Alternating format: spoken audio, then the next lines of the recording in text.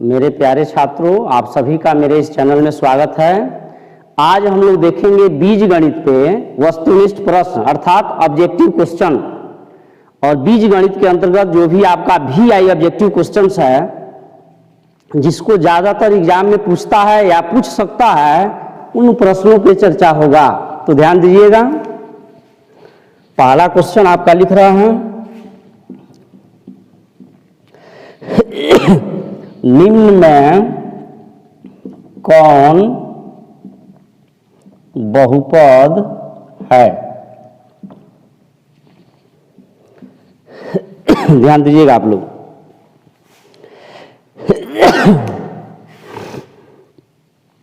दीपू बाबू,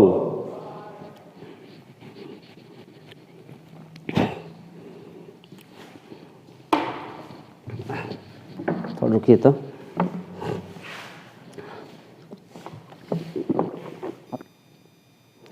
मेरे प्यारे छात्रों, आप सभी का मेरे इस चैनल में स्वागत है। पिछले क्लास में हम लोग देखे हैं संख्या पद्धति पे VI ऑब्जेक्टिव क्वेश्चंस। संख्या पद्धति के अंतर्गत जितना ऑब्जेक्टिव क्वेश्चन है, जो भी इंपॉर्टेंट है, जो बोर्ड एग्जाम में पूछा गया है या पूछा जाना है, वैसे VI ऑब्जेक्टिव क्वेश्चन पे पिछले क्लास में चर्चा किए हैं। और आज आपको बताने जा रहे हैं बीजगणित पे VI वस्तुनिष्ठ प्रश्न। अलजेब्रा पे अर्थात बीजगणित पे जितना इंपॉर्टेंट ऑब्जेक्टिव क्वेश्चन है, जो एग्जाम में पूछता है, जिस टाइप का क्वेश्चन या पूछा जा सकता है, वैसे प्रश्नों पे चर्चा करने जा रहे हैं। तो ध्यान दीजिएगा। पहला क्वेश्चन आपका, निम्न में कौन बहुपद है? निम्न में कौन बहुपद है? ध्यान दीजिएगा। पहला ऑप्शन आपका है 1/x + 1। बी ऑप्शन आपका है ax² + √x। सी ऑप्शन आपका है ax² + 2√x + 1। और डी ऑप्शन आपका है ax² - 2x⁻⁻1 + 2। ध्यान दीजिएगा। निम्न में कौन बहुपद है, या इसी क्वेश्चन को कोई पूछता है निम्न में कौन बहुपद नहीं है, कॉन्सेप्ट आपका तो एक ही हुआ।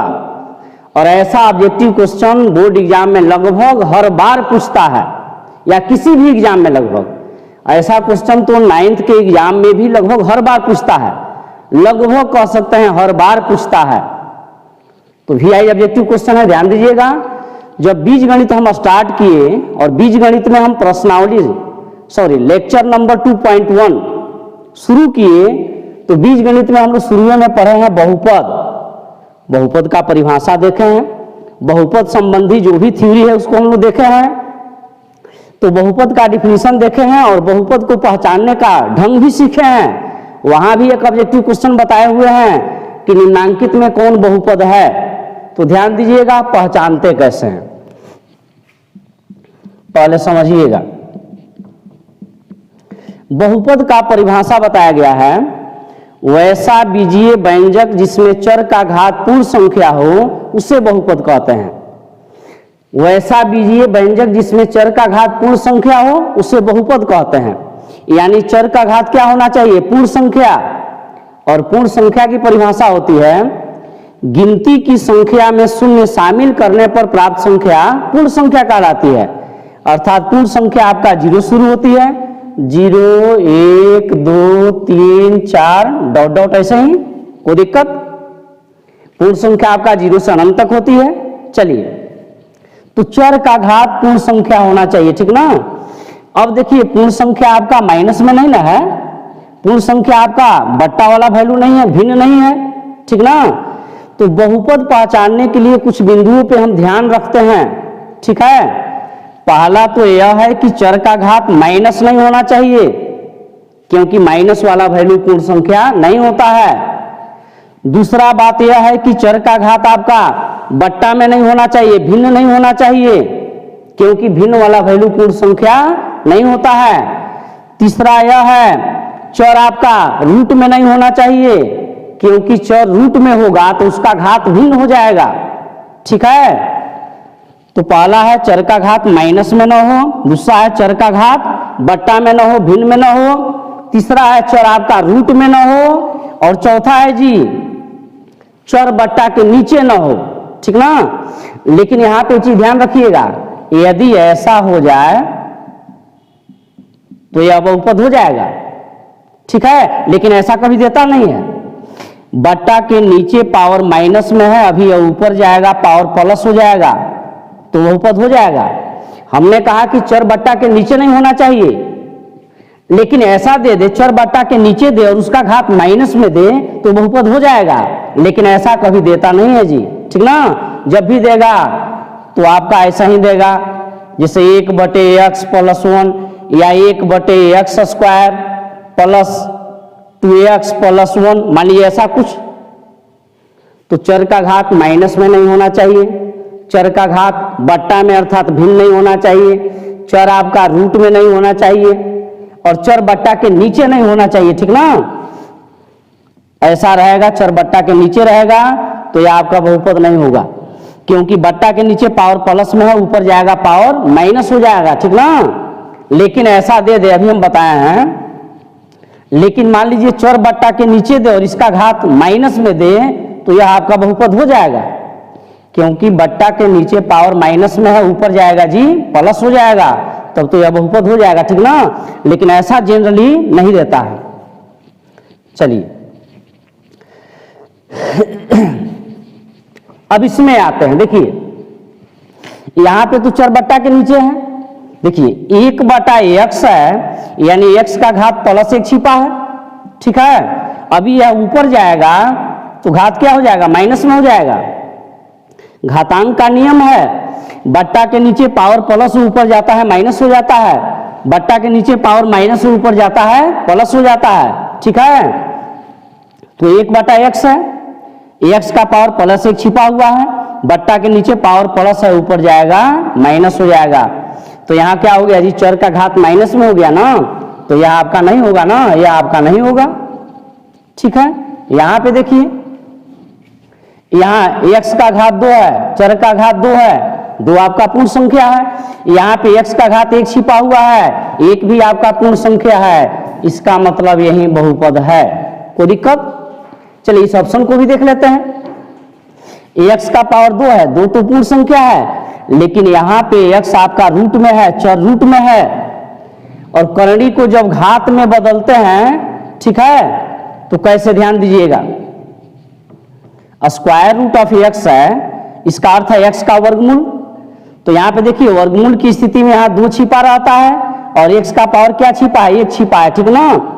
जब करणी को घात में बदलते हैं, आप 8th क्लास में पढ़े हुए हैं घातांक और करणी, करणी को कैसे घात में बदलते हैं और घात को कैसे करणी में बदलते हैं।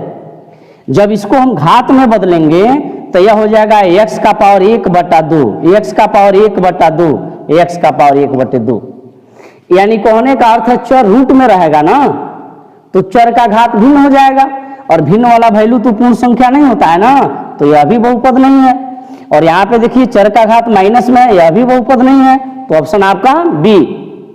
अब ऐसा कोई भी क्वेश्चन पूछे तो मुझे उम्मीद है आप बहुपद निश्चित तौर पे पहचान लेंगे, ठीक ना।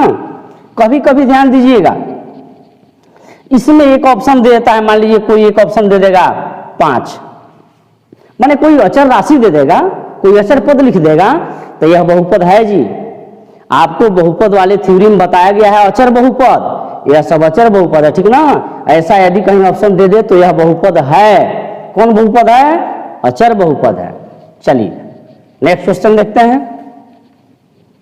आप देखेंगे क्वेश्चन नंबर 2। क्वेश्चन नंबर 2 है आपका, निम्न में कौन बहुपद नहीं है, निम्न में कौन बहुपद नहीं है, ध्यान दीजिएगा। क्वेश्चन आपका वही हो गया जी, कभी ऑब्जेक्टिव क्वेश्चन करता है निम्नांकित में कौन बहुपद है, और कभी क्वेश्चन करता है निम्नांकित में कौन बहुपद नहीं है। कॉन्सेप्ट तो एक ही हो गया ना, क्वेश्चन एक ही टाइप का है, ध्यान दीजिएगा। x² + √3, बी ऑप्शन आपका -5x, सी ऑप्शन आपका 3x का पावर 5 प्लस x का पावर 1/2 आप प्लस 3 और डी ऑप्शन आपका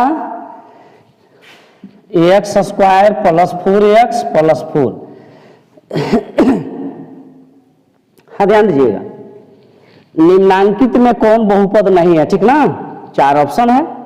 अभी बहुपद पहचानने के लिए आपको बताया गया है, और जब थ्योरी पढ़े हम लोग बीज गणित में, जब बहुपद पढ़ना स्टार्ट किए हैं वहां भी सिखाया गया है, वहां भी एक ऑब्जेक्टिव क्वेश्चन बताए हुए हैं। ध्यान दीजिएगा, निम्नांकित में कौन बहुपद नहीं है, तो यह तो बहुपद है जी, क्योंकि यहाँ पे x चर है तो इसका घात क्या है, एक छिपा है ना, x का पावर यहाँ 1 छिपा हुआ है और 1 आपका पूर्ण संख्या है, तो यह तो बहुपद है। यह भी बहुपद है, ax का घात क्या है, 2 है, प्लस 2 है और 2 आपका पूर्ण संख्या है, तो यह भी बहुपद है। ध्यान दीजिएगा, तो यह भी बहुपद है, यह भी बहुपद है। देखिए यही बहुपद नहीं है, बताया है ना, चर का घात बट्टा में नहीं होना चाहिए। यहाँ देखिए चर का घात बट्टा में है, भिन्न है, तो यही बहुपद नहीं है। ऑप्शन आपका सी, यह भी बहुपद है। ax का घात यहाँ 2 है, 2 पूर्ण संख्या है, इसमें x का घात क्या छिपा है, यहाँ पे 1 छिपा है, 1 भी पूर्ण संख्या है। और देख लीजिए 4 में अचर राशियों में चर का घात 0 होता है, अचर राशियों में चर का घात 0 होता है, ठीक है। देखिए 4 के बदले हम 4 गुणे 1 तो लिख सकते हैं, कोई दिक्कत, और 1 के बदले हम x का पावर 0 लिख सकते हैं। समथिंग का पावर 0 वैल्यू 1 होता है, बशर्ते यह बेस 0 नहीं होना है जी। तो देखिए 4 के बदले 4 गुणे 1 लिखे, और 4 ज्यों का त्यों, 1 के बदले x का पावर 0, माने इसमें भी 4 में भी चर का घात क्या है, 0 है, और 0 आपका पूर्ण संख्या है ना, तो यह भी बहुपद है। तो ये तो ऐसा ही दिख रहा है जी, यहाँ चर का घात बट्टा में दिख गया, भिन्न में दिख गया, इसका मतलब यही बहुपद नहीं है। ये तो हम पूरे ऑप्शन पे चर्चा कर दे रहे हैं, लेकिन तो ऐसे ही नजर आ गया कि ऑप्शन सी होगा आपका। चलिए इसको मिटाते हैं, नेक्स्ट क्वेश्चन। अब देखेंगे हम लोग क्वेश्चन नंबर 3। क्वेश्चन नंबर 3 देखा जाएगा। क्वेश्चन 3 है, घात 1 वाला बहुपद कहलाता है। घात 1 वाला बहुपद कहलाता है। ऑप्शन आपका द्विघात बहुपद, बी आपका त्रिघात बहुपद, सी आपका रैखिक बहुपद,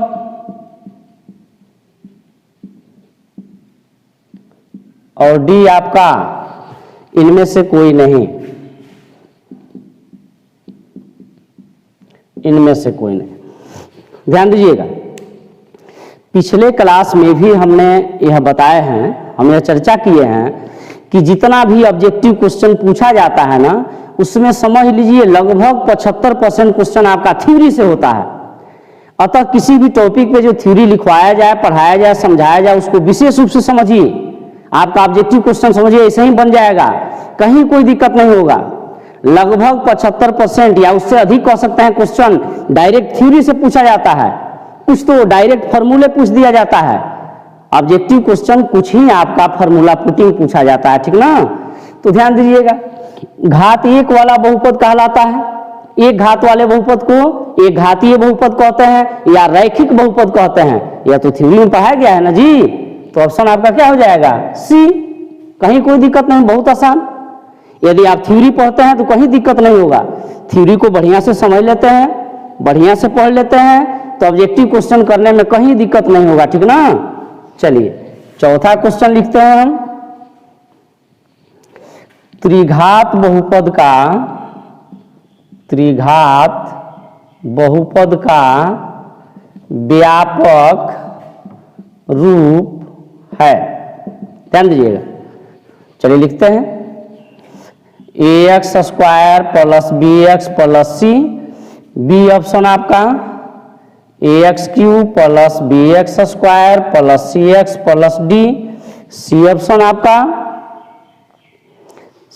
आपका ax4 plus bx3 plus c, और डी ऑप्शन आपका ax प्लस b। याद कीजिए, जब हम आपको थ्योरी पढ़ा रहे थे घात के आधार पर बहुपद का प्रकार, तो वहां पे इस बात को हमने VI लिखा है कि खूब पूछता है ऑब्जेक्टिव क्वेश्चन जी, रैखिक बहुपद का व्यापक रूप होता है या द्विघात बहुपद का व्यापक रूप होता है या त्रिघात बहुपद का व्यापक रूप होता है, या VI ऑब्जेक्टिव क्वेश्चन, वहां भी चर्चा किए हुए हैं। इसके अलावा यह भी VI कहे हैं कि रैखिक बहुपद का केवल एक शून्यक होता है, द्विघात बहुपद का अधिकतम 2 शून्यक होता है और त्रिघात बहुपद का अधिकतम 3 शून्यक होता है। इस बात को भी हमने VI कहा है। तो देखिए, त्रिघात बहुपद का व्यापक रूप आप यही ना देखे हैं, यही ना बताया गया है, ax³ plus bx² plus cx plus d, नहीं? चलिए अब नेक्स्ट क्वेश्चन नंबर 5 देखते हैं। द्विघात बहुपद के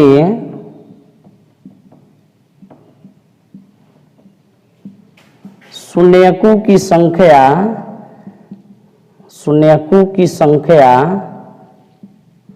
होती है। ध्यान दीजिए,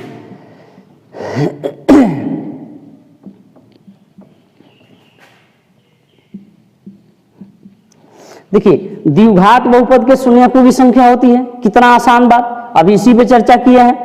तो द्विघात बहुपद का 2 शून्यक होता है, त्रिघात बहुपद का अधिकतम 3 शून्यक होता है, रैखिक बहुपद अर्थात एक घातीय बहुपद का केवल 1 शून्यक होता है, नहीं? तो द्विघात बहुपद का कितना शून्यक होगा जी? 2, अर्थात ऑप्शन आपका ए। देखिए कितना आसान, ऐसे ही आसान क्वेश्चन आपका एग्जाम में भी पूछा जाता है। आप किसी भी साल का बोर्ड एग्जाम का क्वेश्चन उठा के देखिए, ठीक है? कुछ क्वेश्चन रहेगा जो 2, 4, 5 लाइन कैलकुलेशन रहेगा ऑब्जेक्टिव क्वेश्चन, बाकी सब आसाने पूछा जाता है जी, ठीक है? चलिए मिटा रहे हैं नेक्स्ट क्वेश्चन। अब देखेंगे हम लोग क्वेश्चन नंबर 6। क्वेश्चन नंबर 6 ध्यान देते रहिएगा। क्वेश्चन नंबर 6 देखा जाएगा। 6 है आपका द्विघात बहुपद ax² - 3 के शून्यक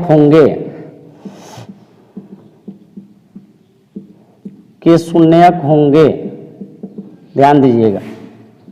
ए ऑप्शन है आपका 3,3, बी ऑप्शन आपका -√3, +√3, सी ऑप्शन आपका -√3, -√3 और डी ऑप्शन आपका -3, -3। ध्यान दीजिएगा, द्विघात बहुपद इतना के शून्यक होंगे, ध्यान दीजिए, इसी का ना शून्यक पूछ रहा है जी। तो बहुपद का शून्यक परिभाषा भी लिखे हैं हम लोग और वहां एग्जाम्पल भी देखे हैं शून्यक कैसे निकालते हैं, ठीक ना?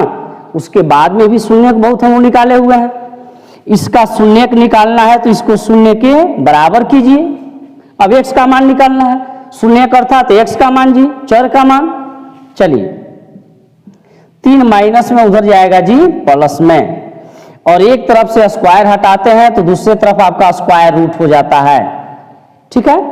और रूट के आगे हमेशा क्या लगता है जी? प्लस माइनस, यानी x का मान एगो +√3 आया और एगो -√3 आया। इसका अर्थ यही है ना जी, यहाँ पे x का 2 मान है, द्विघात बहुपद का 2 शून्यक होता है ना, तो यहाँ पे x का 2 मान है, एगो +√3 दूसरा -√3, यानी ऑप्शन आपका क्या?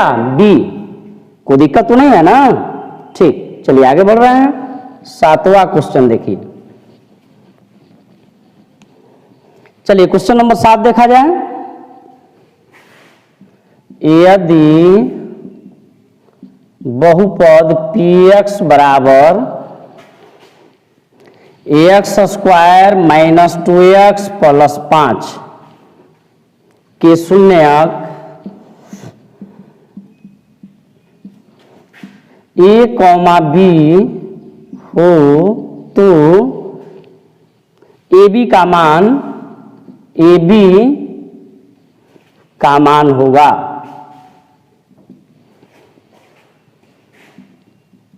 ab का मान होगा, ध्यान दीजिएगा। ऑप्शन आपका है 5 माइनस 5 2 माइनस 2, 5 माइनस 5 2 माइनस 2, ध्यान देते रहिएगा। यह द्विघात बहुपद है ना जी, और द्विघात बहुपद का दो शून्यक होता है, आप भी जानते हैं। यहाँ पे शून्यक को ए कहा है, बी कहा है, अल्फा बीटा न कह के ए और बी कहा है, तो ए बी का मान ज्ञात करना है। ए बी अर्थात ए गुणे बी न जी, अर्थात शून्यकों का गुणनफल पूछ रहा है। यह आपका द्विघात बहुपद है।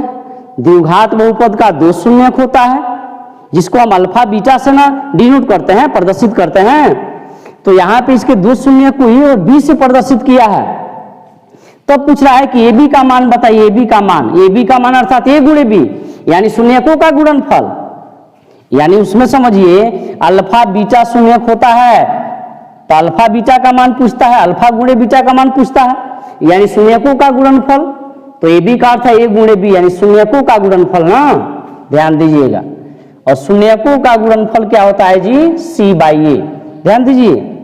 शून्यकों का गुणनफल, ए बी का अर्थ है शून्यकों का गुणनफल, और फॉर्मूला क्या होता है, सी बाई ए, ध्यान दीजिएगा। यह आपका क्या है जी, यह आपका है शून्यकों का गुणनफल। ए बी का अर्थ क्या है जी, शून्यकों का गुणनफल, और शून्यकों का गुणनफल होता है सी बाई ए। देखिए यहाँ पे एक छिपा है, ए बी सी, ए का मान 1 है जी, बी का मान -2 है, ध्यान दीजिएगा। ए का मान क्या है जी, ए का मान 1 है, बी का मान क्या है जी -2 है, और सी का मान क्या है जी 5 है। ऐसा ही ना, ए आपका एक्स स्क्वायर का गुणांक, एक्स स्क्वायर का गुणांक यहाँ कुछ नहीं था तो एक छिपा हुआ है, यानी ए का मान 1 हो गया। बी आपका एक्स का गुणांक, एक्स का गुणांक -2 है तो बी का मान -2, और सी आपका अचर पद 5 है तो सी का मान 5। कोई दिक्कत? यह द्विघात बहुपद है। द्विघात बहुपद में शून्यकों का गुणनफल सी बाई ए।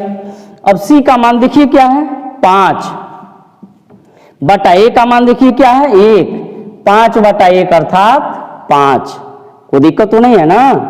चलिए ऑप्शन क्या हो जाएगा जी, ऑप्शन हो जाएगा आपका ए। चलिए मिटा रहे हैं, ऐसा ही ध्यान देते रहिएगा। अब देखेंगे हम लोग क्वेश्चन नंबर 8। अब देखा जाएगा क्वेश्चन नंबर 8। चलिए क्वेश्चन नंबर 8 क्या कह रहा है, देखिए यदि बहुपद f(x) बराबर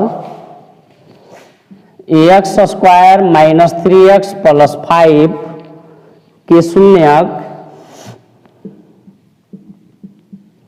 शून्यक a और b हो तो a और b हो तो 4 × a प्लस b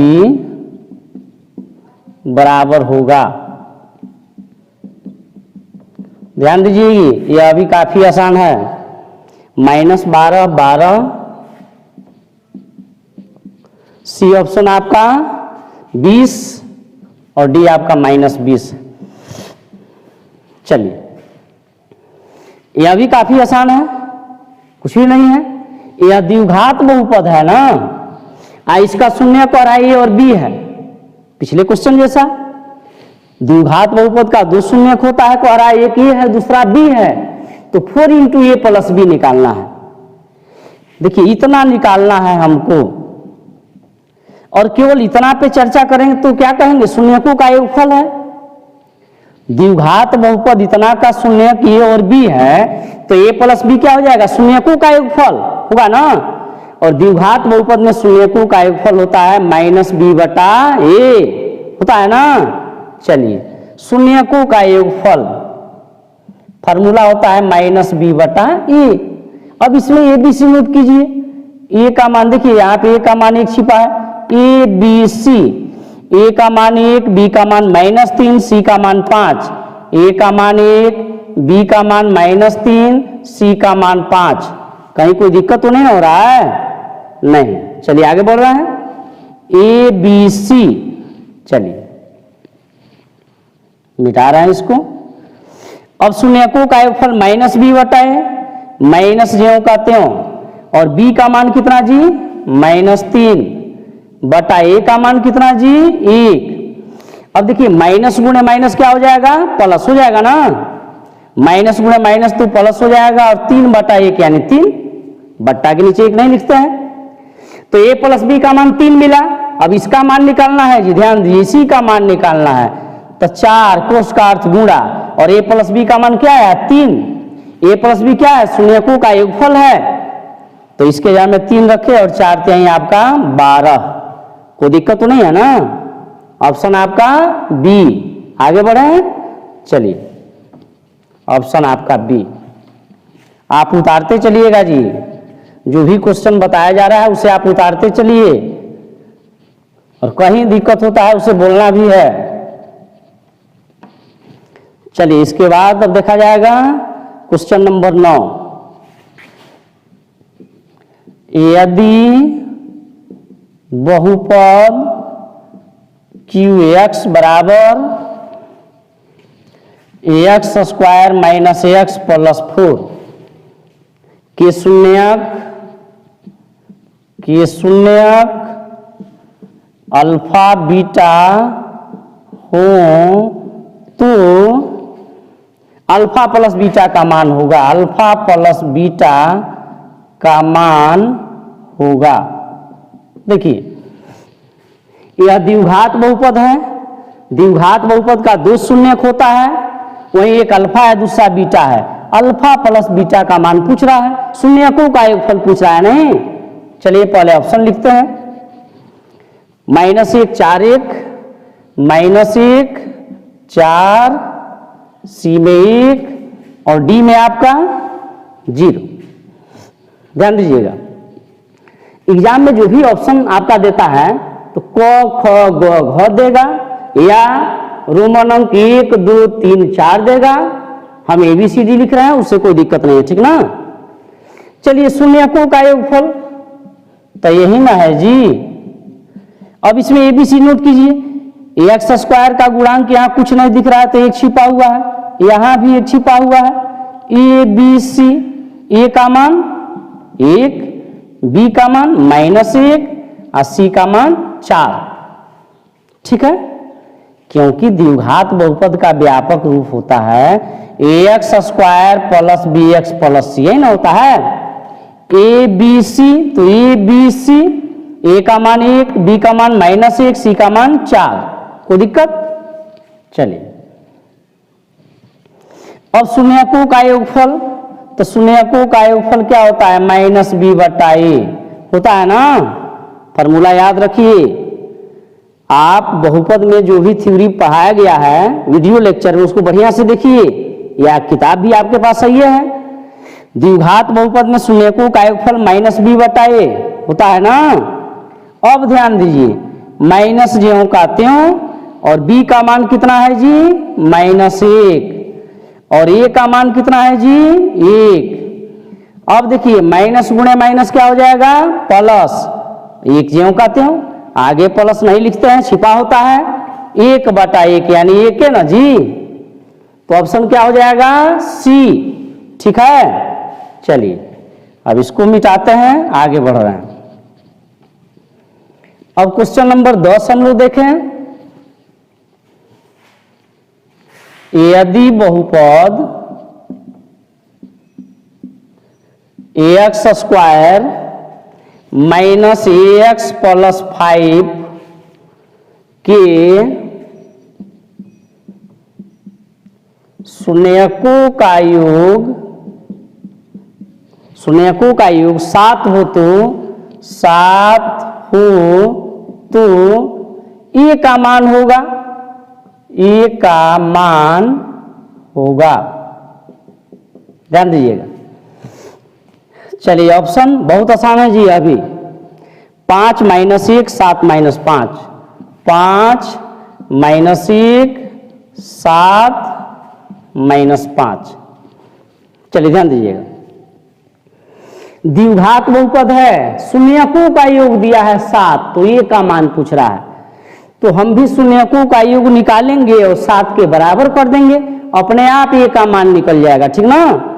शून्यकों का योग 7 दिया है ना, तो फॉर्मूला से हम भी शून्यकों का योग निकालेंगे और 7 के बराबर करेंगे, ये का मान निकल जाएगा।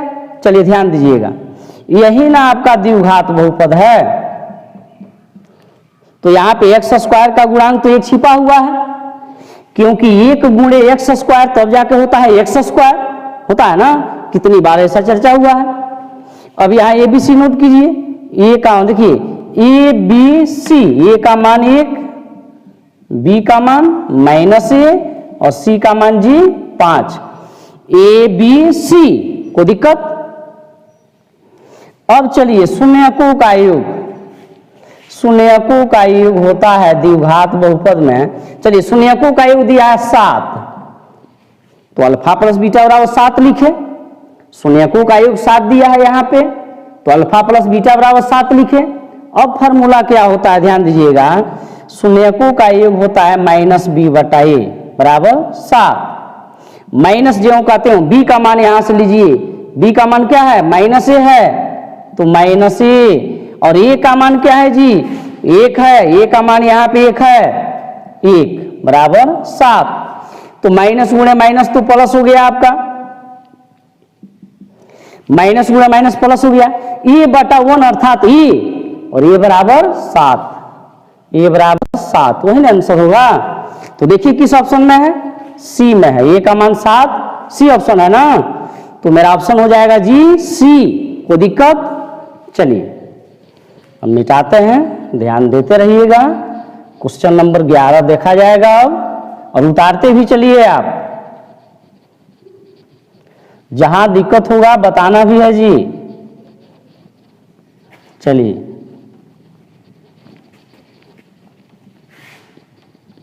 अब देखा जाएगा question number 11।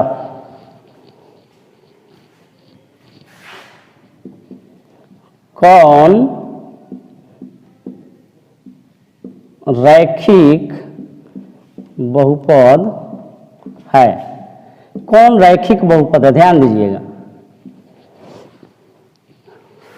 2x - 5b ax² plus ax का 1/x आप प्लस 3, सी ऑप्शन आपका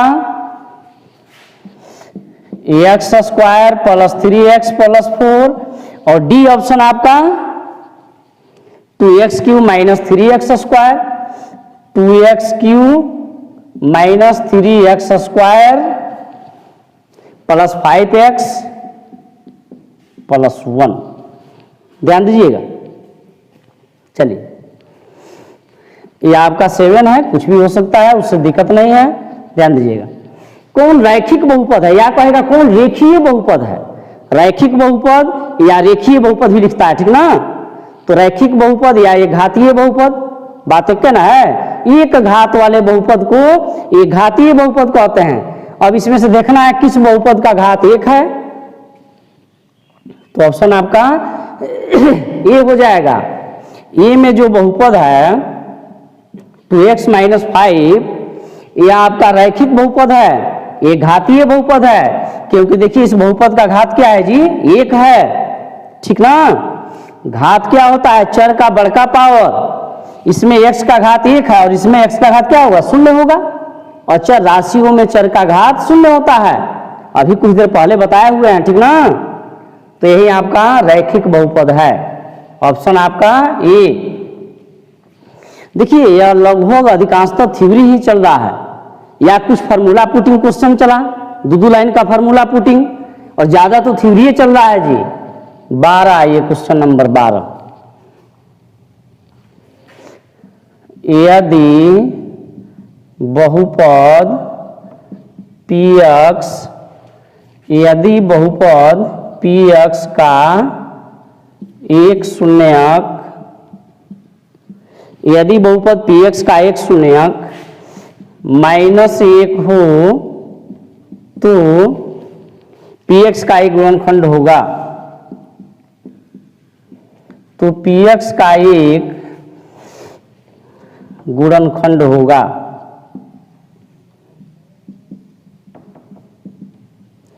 चलिए ऑप्शन आपका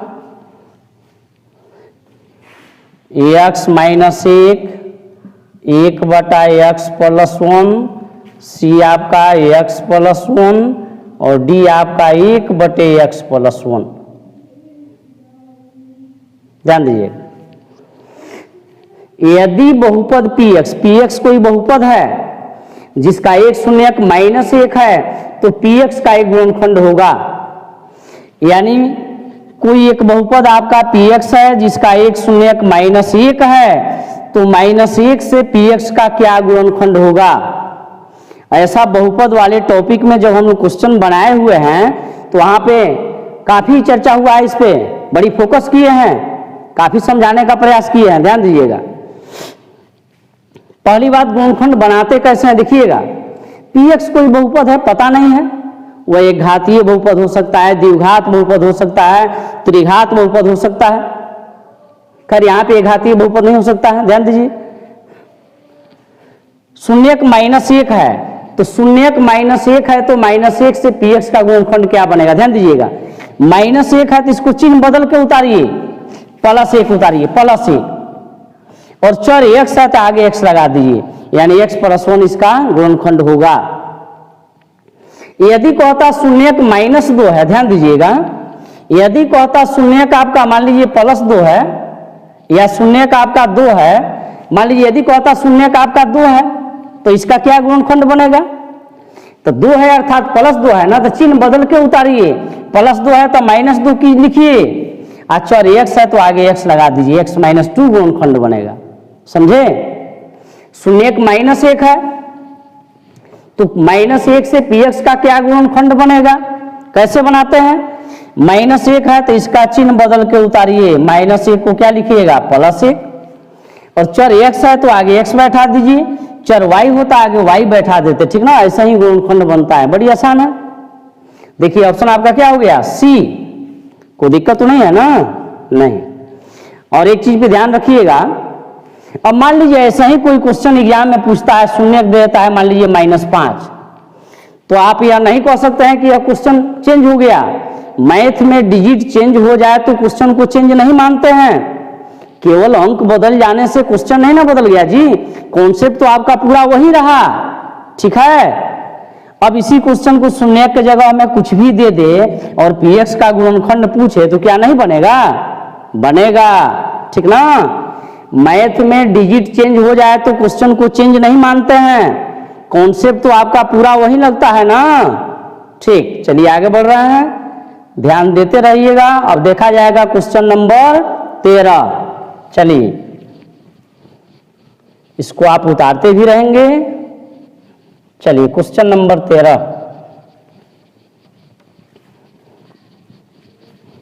अब क्वेश्चन नंबर 13 देखा जाएगा। देखिए 13 क्या कह रहा है, यदि अल्फा तथा बीटा द्विघात बहुपद, यदि अल्फा तथा बीटा द्विघात बहुपद fx बराबर x² - 3x + 5 के शून्यक हो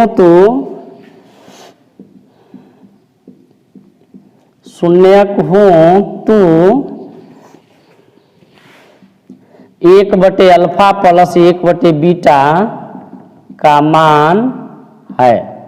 ध्यान दीजिएगा, ए ऑप्शन आपका 3/5, बी ऑप्शन 5/3, सी ऑप्शन -3/5 और डी ऑप्शन आपका -5/3।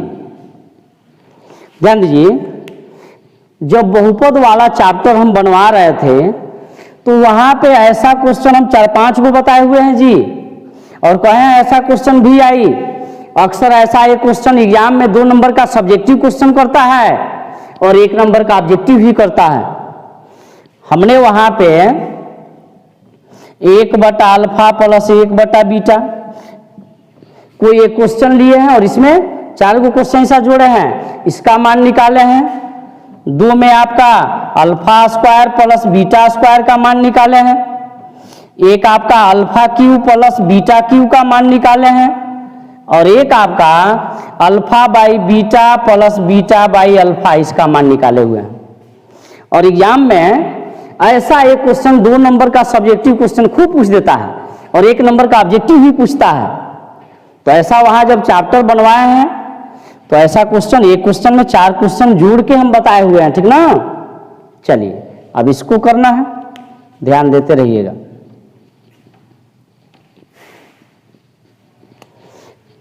आपका बहुपद तो इतना ही है, x² - 3x + 5। कोई दिक्कत?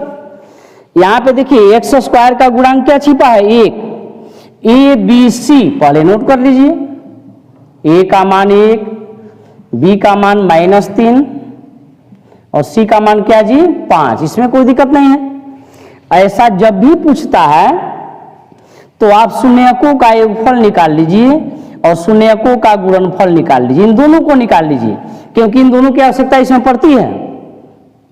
ऐसा जब भी क्वेश्चन आए तो आप ABC नोट करके शून्यकों का योगफल और शून्यकों का गुणनफल पहले निकाल लीजिए, ठीक ना।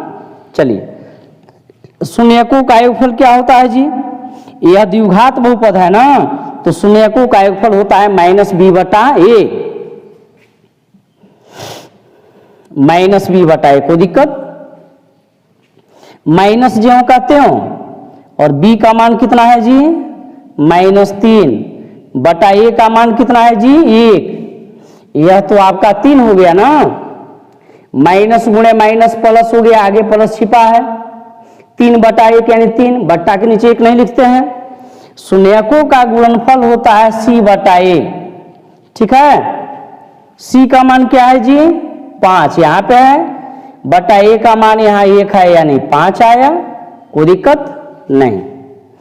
जब भी ऐसा क्वेश्चन पूछे तो शून्यकों का योगफल और शून्यकों का गुणनफल निकालिए लीजिए। अब आइए यहाँ पे ध्यान दीजिएगा, 1/α प्लस 1/β का मान पूछा है।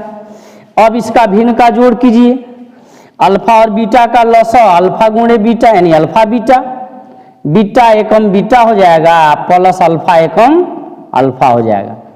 तो ऊपर क्या मिला जी अल्फा प्लस बीटा मिला ना, यानी शून्यकों का योगफल।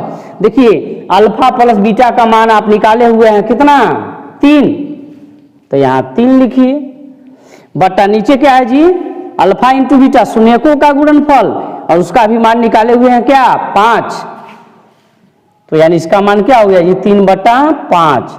यही आंसर हुआ आपका। तो ऑप्शन कौन हो जाएगा आप ही बताइए, ए। कोई दिक्कत नहीं। चलिए अब आगे बढ़ रहे हैं, क्वेश्चन नंबर अब देखा जाएगा 14। अब क्वेश्चन नंबर देखेंगे हम लोग 14।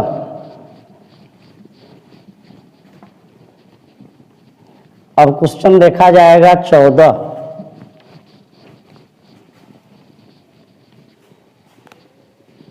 चलिए क्वेश्चन नंबर 14, एक द्विघात बहुपद, एक द्विघात बहुपद जिसके शून्यक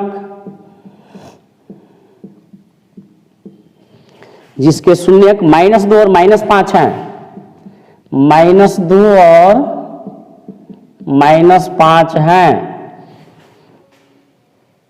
एक द्विघात बहुपद जिसके शून्य इतना और इतना हैं होगा।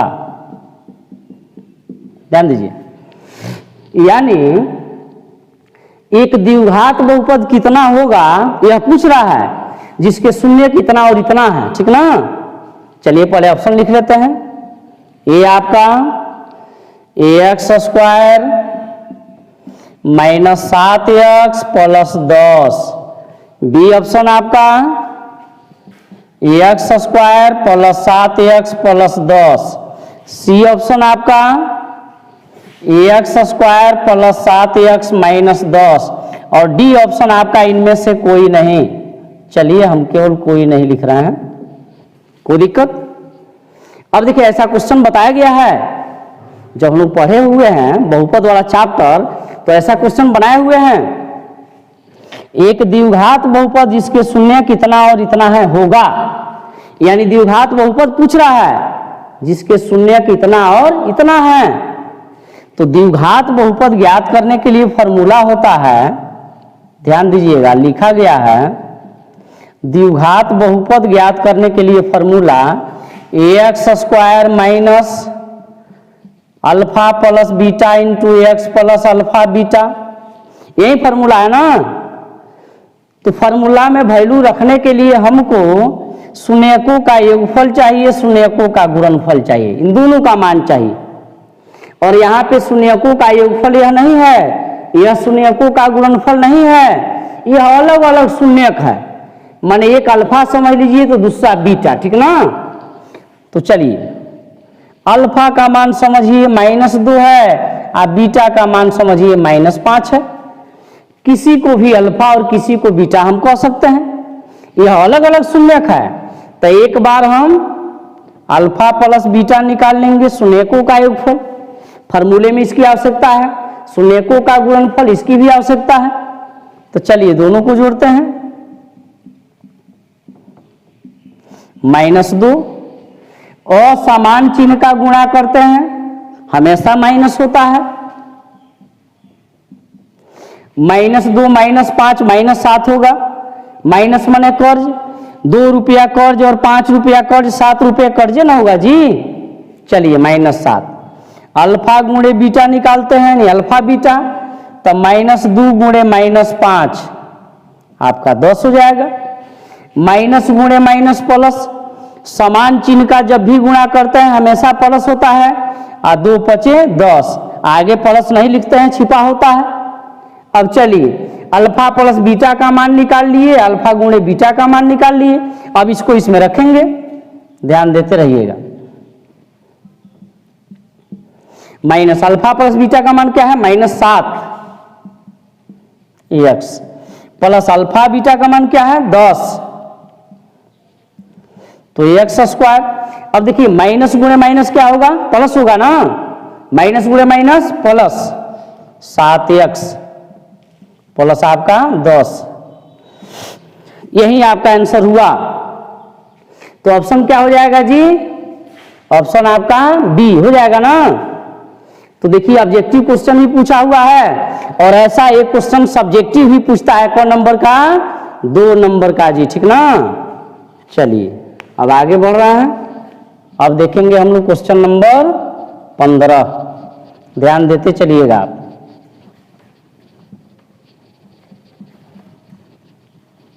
ध्यान देते चलना है।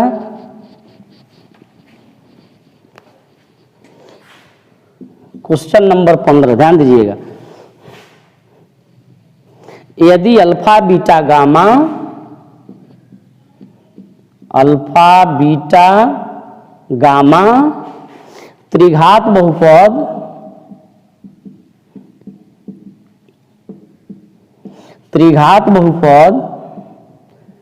ax³ + bx² + cx + d के शून्यक हों तो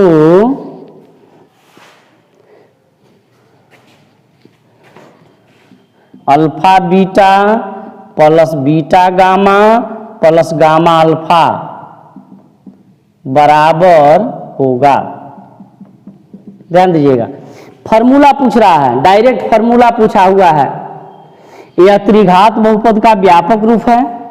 त्रिघात बहुपद का अधिकतम 3 शून्यक होता है, जिसको अल्फा, बीटा और गामा से दर्शाते हैं। तो कह रहा है अल्फा, बीटा, गामा त्रिघात बहुपद इतना के शून्यक हो तो alpha beta plus beta gamma plus gamma alpha बराबर कितना होगा। यह तो फॉर्मूला है, दो दो शून्यकों के गुणनफलों का योग। त्रिघात बहुपद में दो दो शून्यकों के गुणनफलों का योग होता है c बाई ए। चलिए देखते हैं ऑप्शन क्या क्या दिया हुआ है।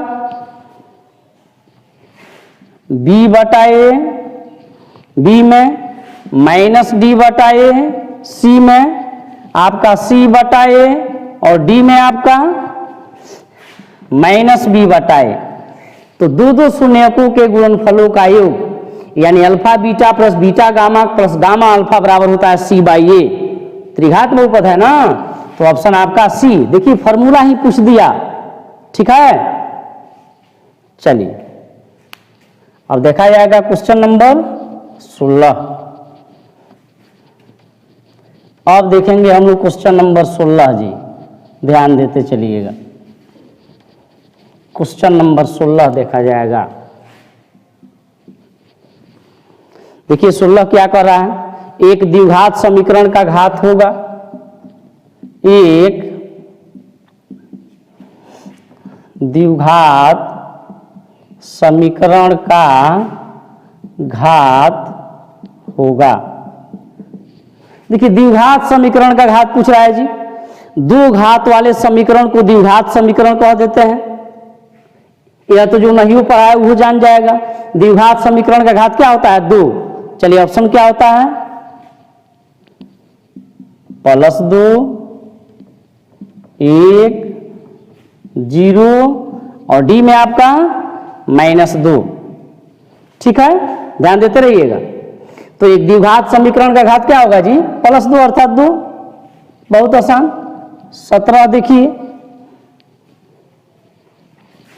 ax² + bx + c बराबर 0 के मूल समान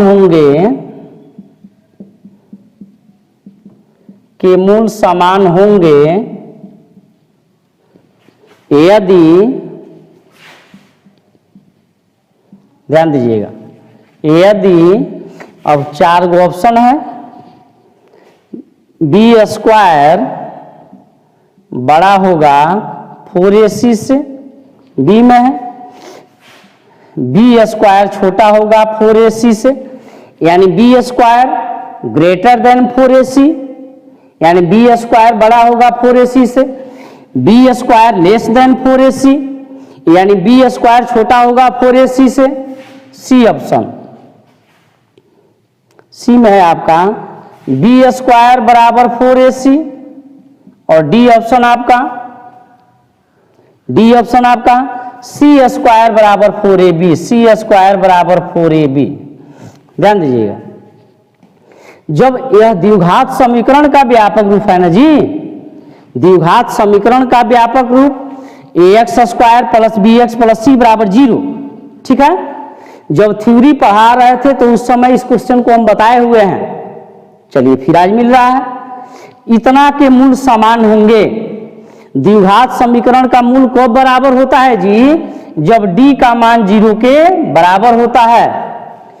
जब आपका विवेचक शून्य होता है, विविक्तिकर शून्य होता है, तो मूल वास्तविक एवं समान होता है, यानी मूल समान होता है, बराबर होता है। किस स्थिति में, d बराबर 0 की स्थिति में। और d का मान क्या होता है जी, b² - 4ac बराबर 0। अब चलिए यह 4ac माइनस में बराबर के उधर जाएगा जी, प्लस में, तो b² बराबर 4ac आया। देखिए ऐसा ऑप्शन कहाँ है, ऑप्शन आपका सी। कोई दिक्कत, समझे ना, ये ऑब्जेक्टिव क्वेश्चन तो हम पहले भी बताए हुए हैं। चलिए अब देखा जाएगा क्वेश्चन नंबर 18, ध्यान देते रहिएगा। अब देखेंगे हम लोग क्वेश्चन नंबर 18। देखिए ऐसे भी पढ़ाते समय हम अक्सर चर्चा करते रहते हैं कि यह 1 नंबर का VI ऑब्जेक्टिव क्वेश्चन है, या यह 2 नंबर का VI सब्जेक्टिव क्वेश्चन है, या यह 5 नंबर का सब्जेक्टिव क्वेश्चन है जो अक्सर एग्जाम में पूछते रहता है, ठीक ना। तो चलिए अब क्वेश्चन नंबर 18 देख रहे हैं। यानी कहने का अर्थ है जब भी हम थ्योरी पढ़ाते हैं या जब भी हम चैप्टर का क्वेश्चन बनाते हैं वहां भी इस बात को काफी फोकस करते हैं कि यह 1 नंबर का VI ऑब्जेक्टिव क्वेश्चन है। इस चीज को हम बताते रहते हैं जी बीच में भी। चलिए क्वेश्चन नंबर 18 ध्यान दीजिएगा। 18 ax square minus bx plus c बराबर 0 के मूलों का योग है,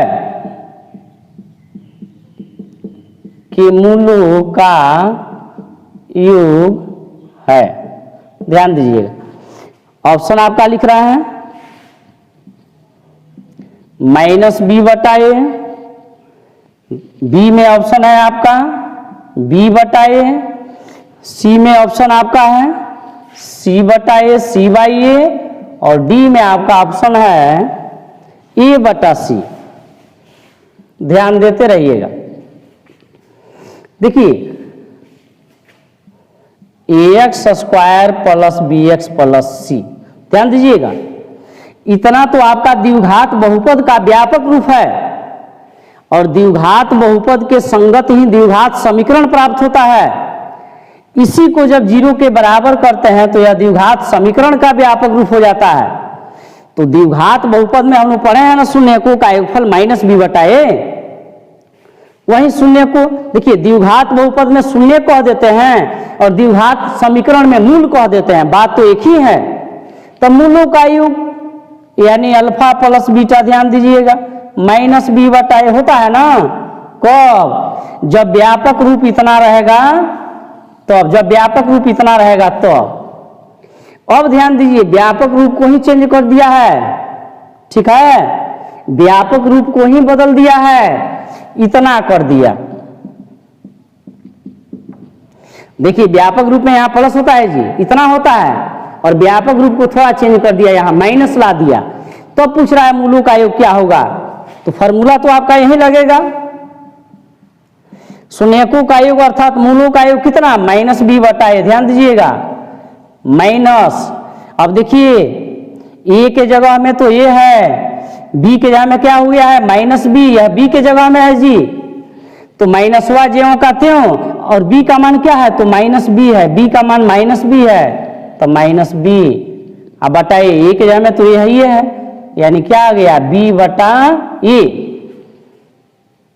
फॉर्मूला तो यही लगेगा, माइनस ज्यों कहते हो, बी के जगह में क्या है, ए के जगह में ए है, बी के जगह में माइनस बी है, सी के जगह में सी है, तो माइनस ज्यों कहते हो, और बी के जगह में क्या है माइनस बी, तो रखा गया, और ए के जगह में तो आपका ऑलरेडी ये है ज्यों कहते हो, तो क्या मिला बी बटा ए।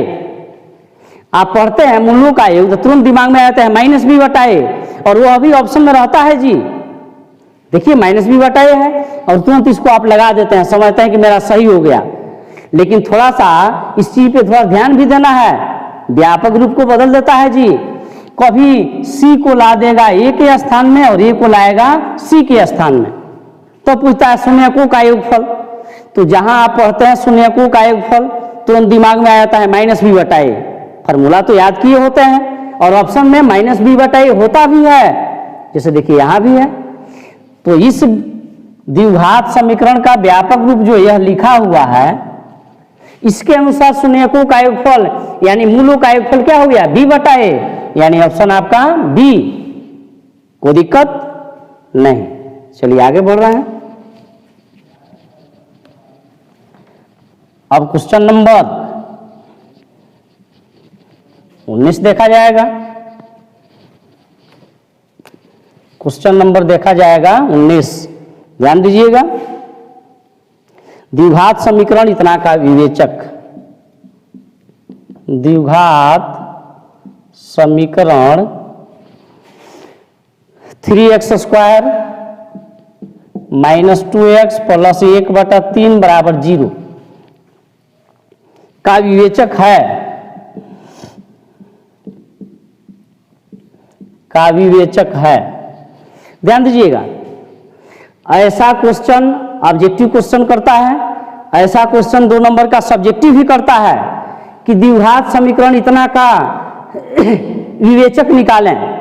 द्विघात समीकरण इतना का विविक्तिकर ज्ञात करें, ठीक ना। ऐसा क्वेश्चन 2 नंबर का सब्जेक्टिव भी पूछता है कि द्विघात समीकरण इतना का विविक्तिकर ज्ञात करें, विवेचक निकालें, ठीक ना। बड़ी आसान बात। चलिए पहले ऑप्शन लिखते हैं। ऑप्शन आपका 0 1/2 1 0 1/2 1 √3 0 1/2 1 √3। ध्यान दीजिएगा, इसका विवेचक निकालना है। काफी हम लोग विवेचक निकाले हुए हैं। द्विघात समीकरण का जितना क्वेश्चन हम लोग द्विघात सूत्र से हल किए हैं सब में विवेचक निकाला गया है, ठीक ना। चलिए देखिए ए बी सी पहले नोट कर लीजिए, क्योंकि द्विघात समीकरण का व्यापक रूप होता है ax² + bx + c = 0।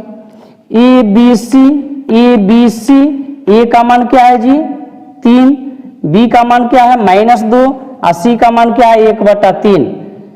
विवेचक निकालना है यानी डी निकालना है जी, और डी बराबर क्या होता है b² - 4ac। डी बराबर b² - 4ac, b² -2 का स्क्वायर -4 गुणे a का मान क्या है बताइए 3, और c का मान क्या है 1/3। 3 3 आपका कट गया ना, -2 का स्क्वायर 4 हो जाएगा, -4, 4 में से 4 घटा जी 0। ऑप्शन आपका क्या हुआ जी ए। कोई दिक्कत।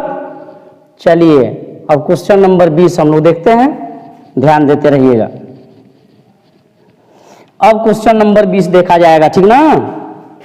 द्विघात समीकरण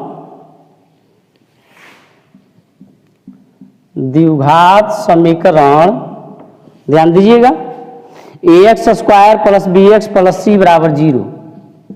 ax² + bx + c = 0 के मूल समान हैं,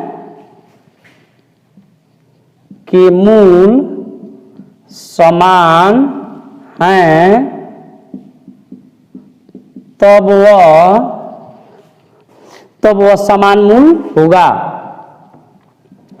वह समान मूल होगा,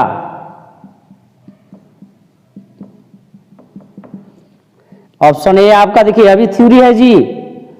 ऑप्शन ए आपका b/2a है, ऑप्शन बी आपका -b/a, ऑप्शन सी आपका -b/2a, और ऑप्शन डी आपका b/a। यह तो थ्योरी है। याद कीजिए द्विघात समीकरणों के मूलों की प्रकृति 3 पॉइंट वहां लिखे हैं। दूसरा में लिखे हैं यदि d का मान 0 के बराबर होता है तो मूल वास्तविक एवं समान होता है, यानी मूल बराबर होता है, और उस स्थिति में प्रत्येक मूल कितना होता है -b/2a। यह तो लिखा गया है और इसका कई बार प्रयोग भी किया गया है। तो द्विघात समीकरण इतना के मूल समान है ना, और मूल समान कब होता है जब d का मान 0 के बराबर होता है, तो मूल वास्तविक एवं समान होता है, और प्रत्येक मूल कितना होता है -b/2a, यानी ऑप्शन आपका सी। कोई दिक्कत समझे ना। तो ध्यान दीजिएगा क्वेश्चन नंबर 21 पे, ठीक ना। 20 तक हम लोग देख लिए, अब 21 देखिए कह रहा है द्विघात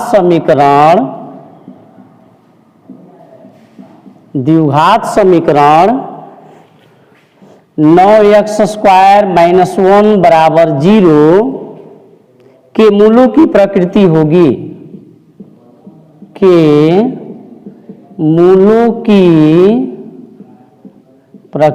होगी, ध्यान दीजिएगा।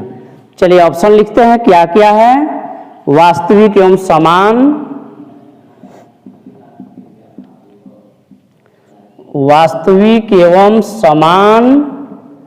बी ऑप्शन है आपका वास्तविक एवं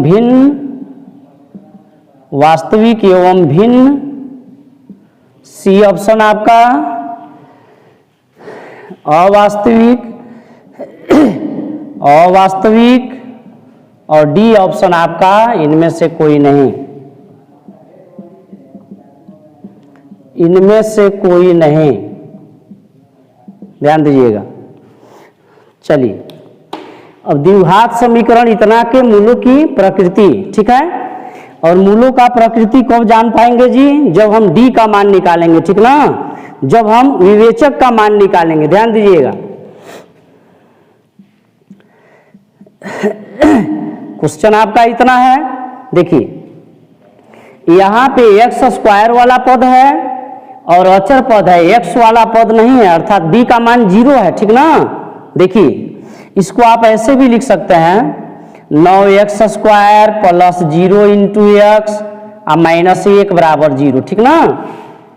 यानी अब हम लिख दिए इसको हम ax square plus bx plus c बराबर 0 के फॉर्म में। अब तो आपको दिख रहा है कि a का मान 9 है, b का मान 0 है और c का मान है आपका माइनस 1 है, ठीक ना। चलिए, तो a का मान 9 है, b का मान 0 है, c का मान माइनस 1 है। इसको नोट करते हैं, ध्यान दीजिएगा। a का मान 9, b का मान 0, c का मान माइनस 1, ठीक ना।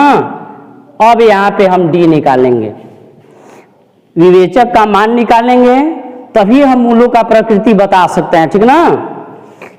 चलिए d निकालते हैं। d आपका क्या होता है जी? बी स्क्वायर माइनस 4ac होता है ना। अब देखिए b का मान क्या है? 0, स्क्वायर है स्क्वायर, माइनस 4 गुणे a का मान क्या है? तो 9 है, गुणे c का मान क्या है? माइनस 1 है। 0 का स्क्वायर तो 0 हो जाएगा ना, माइनस गुणे माइनस आपका प्लस हो जाएगा ना। जब भी समान चिन्ह का गुणा करते हैं हमेशा प्लस होता है, और समान चिन्ह का गुणा करते हैं हमेशा माइनस होता है। तो माइनस गुणे माइनस क्या हो जाएगा? प्लस। 4 9 36, यह आपका 36 आया। डी का मान 36 आया ना। याद कीजिए थ्योरी जो लिखा गया है, द्विघात समीकरणों के मूलों की प्रकृति। पहलका है, यदि d ग्रेटर देन 0, यदि d का मान 0 से बड़ा हो तो मूल वास्तविक एवं असमान होगा, अर्थात मूल वास्तविक एवं भिन्न होगा। तो d का मान 36 आया है तो 0 से बड़ा है ना जी, d का मान तो 0 से बड़ा हो गया। जब d का मान 0 से बड़ा हो गया तो मूल क्या होगा? वास्तविक एवं भिन्न होगा, अर्थात वास्तविक एवं असमान होगा। तो ऑप्शन आपका क्या है? वास्तविक एवं भिन्न। तो ऑप्शन आपका बी हो जाएगा ना, कोई दिक्कत नहीं। चलिए क्वेश्चन नंबर अब 22 लिख रहे हैं, ध्यान देते रहिएगा। क्वेश्चन नंबर आपका 22। अब देखिए क्वेश्चन 22 क्या कह रहा है? 22 आपका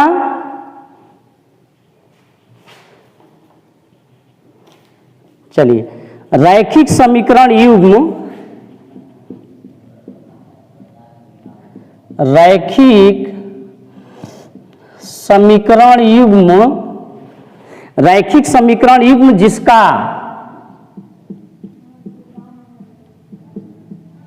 कोई हल नहीं होता है, नहीं होता है, कहलाता है, कहलाता है। ध्यान दीजिए, बीज गणित जब हम लोग पढ़ रहे थे तो थ्योरी लिखे हैं द्विघात समीकरण, ठीक है, सॉरी, हल के बीजीय शर्त, ठीक ना। 2 चर वाले रैखिक समीकरण युग्म में हल का बीजीय शर्त हम लोग देखे हुए हैं, ठीक है। चलिए रैखिक समीकरण युग्म जिसका कोई हल नहीं होता है कहलाता है, ठीक ना। तो वहां पे देखे हुए हैं जी हल का बीजीय शर्त। पहला है a1 बटा a2 not equal to b1 बटा b2, तो समीकरण का केवल एक हल होता है, अर्थात समीकरण का एक अद्वितीय हल होता है, और इस समीकरण का नाम होता है अविरोधी समीकरण या संगत समीकरण। नहीं, यानी जब समीकरण का एक अद्वितीय हल होता है तो समीकरण का नाम होता है अविरोधी समीकरण या संगत समीकरण। ठीक है। दूसरा था यदि a1 बटा a2 इक्वल टू b1 बटा b2 not equal to c1 बटा c2, जब इतना शर्त होता है तो समीकरण का कोई हल नहीं होता है और समीकरण निकाय का नाम हो जाता है विरोधी समीकरण या असंगत समीकरण। ठीक ना। तो रैखिक समीकरण युग्म जिसका कोई हल नहीं होता है कहलाता है, जिसका कोई हल नहीं होता है क्या कहलाता है? विरोधी समीकरण या असंगत समीकरण। चलिए देखते हैं ऑप्शन क्या मिल रहा है। ठीक ना, ध्यान देते रहिएगा।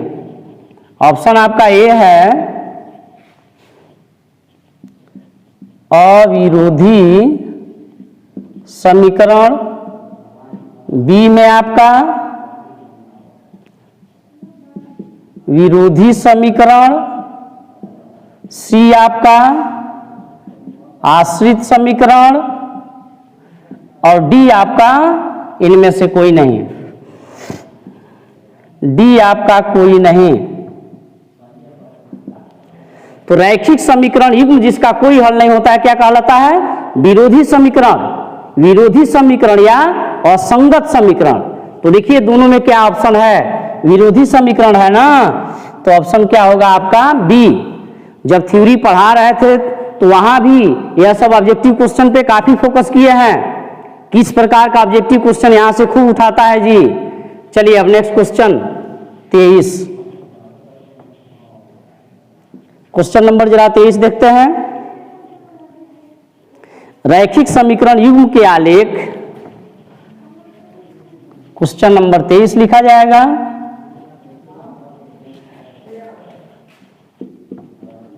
रैखिक समीकरण युग्म के आलेख यदि समांतर हो, रैखिक समीकरण युग्म का आलेख यदि समांतर हो तो समीकरण निकाय का हल होगा। हो तो समीकरण निकाय का हल होगा। ध्यान दीजिएगा।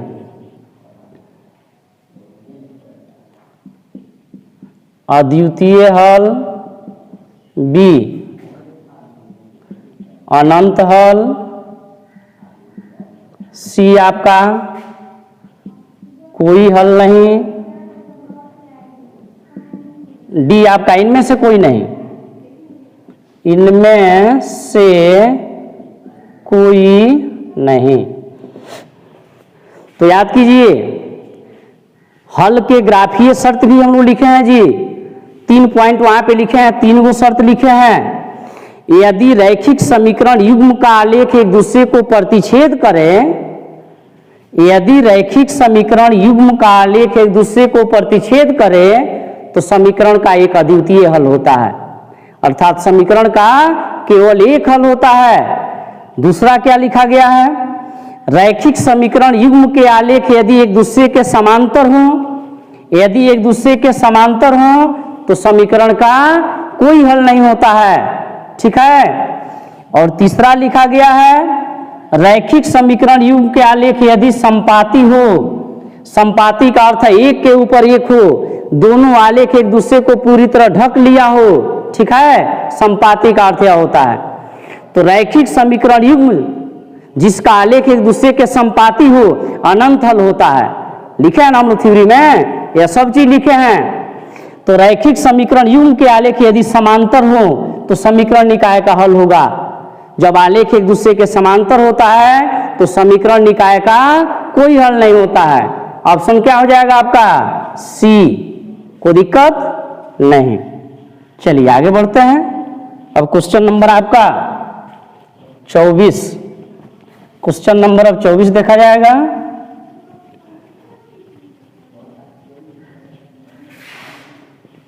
क्वेश्चन नंबर 24, चलिए 24 क्या कह रहा है? विरोधी समीकरण के कितने हल होते हैं? विरोधी समीकरण के कितने हल होते हैं ध्यान दीजिएगा, केवल एक हल, बी में कोई हल नहीं, सी में आपका अनंत या अनगिनत हल, और डी ऑप्शन आपका इनमें से कोई नहीं, इनमें से कोई नहीं। ध्यान दीजिएगा, विरोधी समीकरण के कितने हल होते हैं? हल का बीजीय शर्त याद कीजिए। दूसरा का, यदि a1 बटा a2 बराबर b1 बटा b2 बराबर नहीं c1 बटा c2 तो समीकरण का कोई हल नहीं होता है, और इस समीकरण का नाम होता है विरोधी समीकरण, या इसका एक और नाम होता है असंगत समीकरण। नहीं तो जिसका कोई हल नहीं होता है उसका नाम क्या होता है? विरोधी समीकरण। यानी विरोधी समीकरण का कितना हल होगा? तो कोई हल नहीं। ऑप्शन आपका बी। कोई दिक्कत? चलिए अब क्वेश्चन नंबर 25 देखा जाए। अब क्वेश्चन नंबर हम लोग 25 देखेंगे। क्वेश्चन नंबर 25 देखेंगे। असंगत समीकरण, सॉरी, आश्रित समीकरण के कितने हल होते हैं? ध्यान दीजिए, कोई हल नहीं। बी ऑप्शन आपका एक अद्वितीय हल, एक अद्वितीय हल। सी ऑप्शन आपका अनंत हल, और डी ऑप्शन आपका इनमें से कोई नहीं। यह तो आपका पूरा थ्योरी रिलेटेड क्वेश्चन है, पढ़िएगा तुरंत ऑप्शन को टिक आउट कीजिएगा, कहीं कोई दिक्कत नहीं है। इसलिए हम बार बार कहते हैं कि जब भी थ्योरी बताया जाए तो बढ़िया से सीखिए, बढ़िया से पढ़िए, उसके पूरे कॉन्सेप्ट को सीखने का प्रयास कीजिए। और यदि कहीं दिक्कत होती है तो हमारे कॉन्टेक्ट नंबर पर संपर्क कीजिए या कमेंट बॉक्स में लिख के बताइए। आपको बार बार बताया जा रहा है एग्जाम में ऑब्जेक्टिव क्वेश्चन का इंपॉर्टेंस महत्व 50% है, और ऑब्जेक्टिव क्वेश्चन क्या पूछा जाता है जी? लगभग 75% क्वेश्चन आपका केवल थ्योरी से उठाया जाता है, ठीक ना? तो आश्रित समीकरण के कितने हल होते हैं? अनंत हल होते हैं। आपको बताया गया है हल का बीजीय शर्त, यदि a1 बटा a2 बराबर b1 बटा b2 बराबर c1 बटा c2 तो समीकरण का अनंत हल होता है या अनगिनत हल होता है या अपरिमित रूप से अनेक हल होता है, और समीकरण निकाय का नाम क्या होता है जी? आश्रित समीकरण। तो आश्रित समीकरण का कितना हल? अनंत हल। ऑप्शन आपका जी सी। चलिए नेक्स्ट क्वेश्चन 26 देखा जाए। क्वेश्चन नंबर 26 देखा जाए। 26 आपका है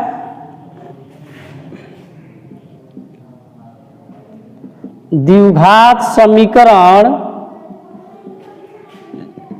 का व्यापक रूप होता है। अब बताइए, थ्योरी है ना जी?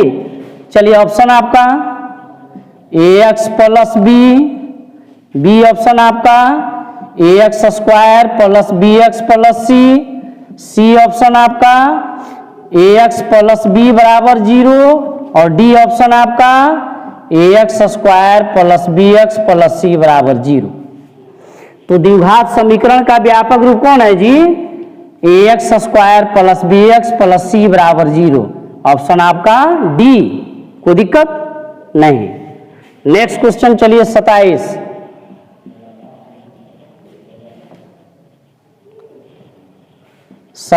है रैखिक बहुपद। रैखिक बहुपद का व्यापक रूप होगा, ध्यान दीजिएगा,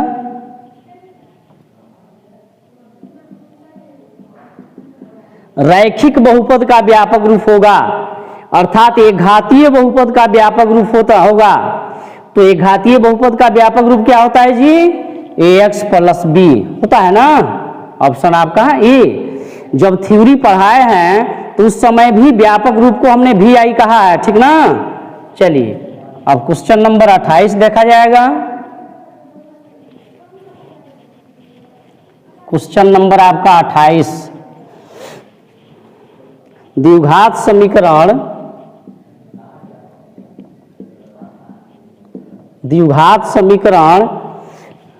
ax square plus x plus 1 बराबर 0, माइनस है जी, यहाँ माइनस है। ax square plus x minus 1 बराबर 0 के मूलों की प्रकृति होगी।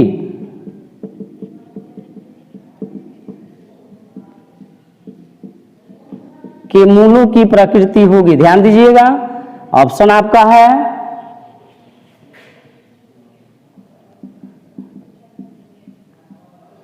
वास्तविक एवं समान, बी ऑप्शन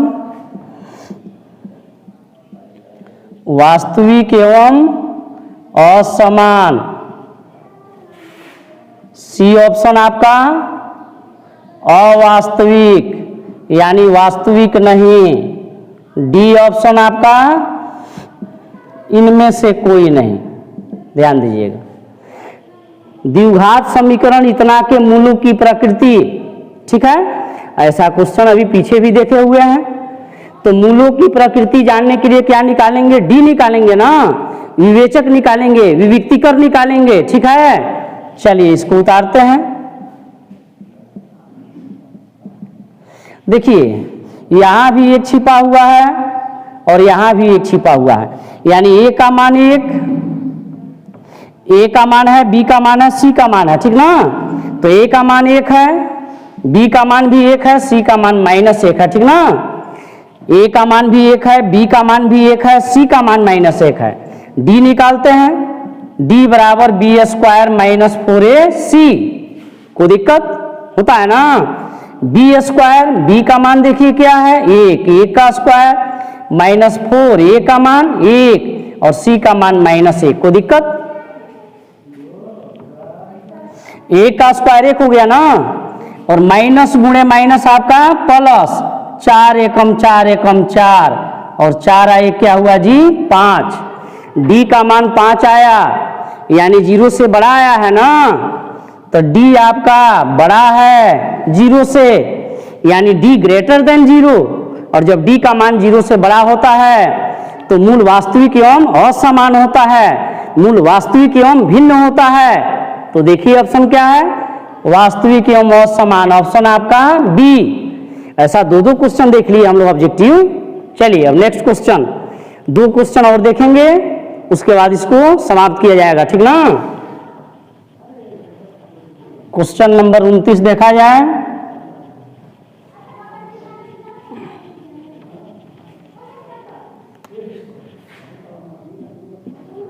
द्विघात समीकरण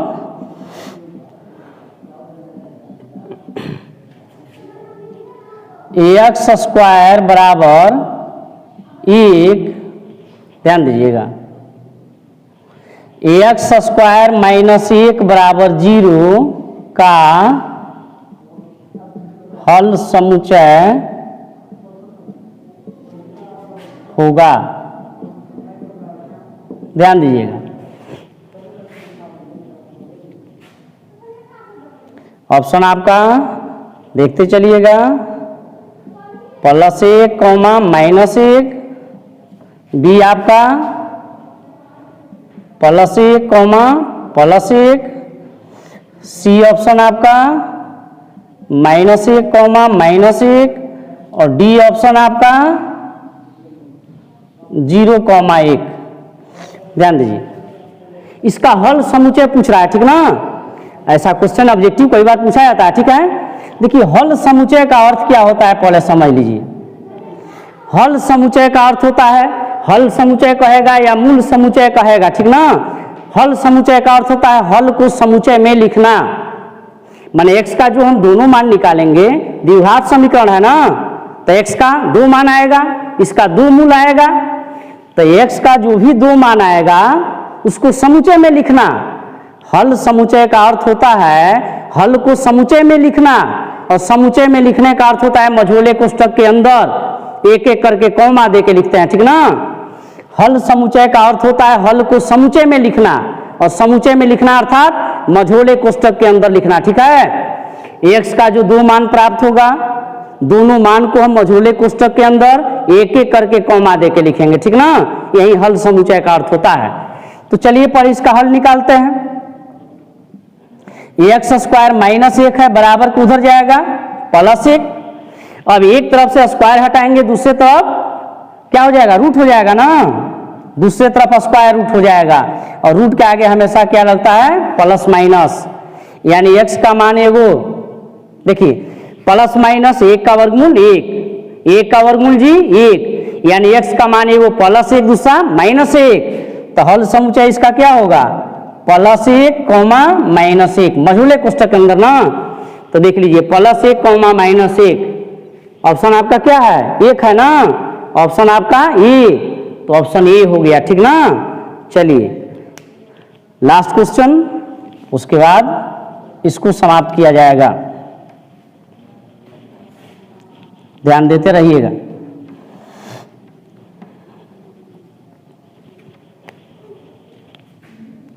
तीस क्वेश्चन आपका शुद्ध द्विघात समीकरण का